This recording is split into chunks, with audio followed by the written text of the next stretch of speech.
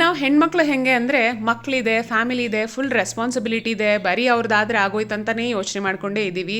But ಒಂದು ಮರಿಬೇಡಿ, ನಾವೆಲ್ಲ ಅಂದರೆ ಅದು ಯಾವುದು ಕೂಡ ಇರಲ್ಲ. ಮೊದಲಿಗೆ ನೀವೊಂದು ತಾಯಿ, ಹೆಂಡತಿ, ಸೊಸೆ ಎಲ್ಲ ಆಗೋಕ್ಕೂ ಮುಂಚೆ ನೀವು ನೀವಾಗಿದ್ರಿ ಅನ್ನೋದನ್ನ ಮರಿಬೇಡಿ.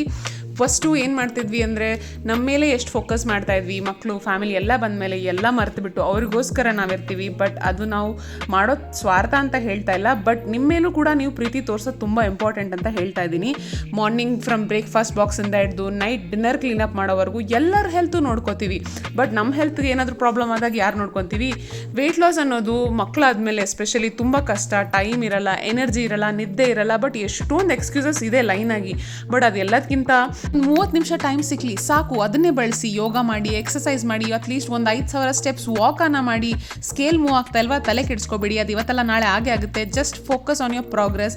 ಆ್ಯಂಡ್ ನಿಮ್ಮ ಮಕ್ಕಳು ಕೂಡ ನಿಮ್ಮನ್ನ ನೋಡಿ ನಮ್ಮಮ್ಮ ಸುಸ್ತಾಗಿರ್ತಾರೆ ಅಂತ ಅನ್ಬಾರ್ದು, ನಮ್ಮಮ್ಮ ಸ್ಟ್ರಾಂಗ್ ಆಗಿರ್ತಾರೆ ಅನ್ಬೇಕು. ಸೊ ನಿಮ್ಮ ಮಕ್ಕಳು ನಿಮ್ಮನ್ನ ನೋಡಿ ಸೆಲ್ಫ್ ಲವ್ನ ಕಲಿಬೇಕು.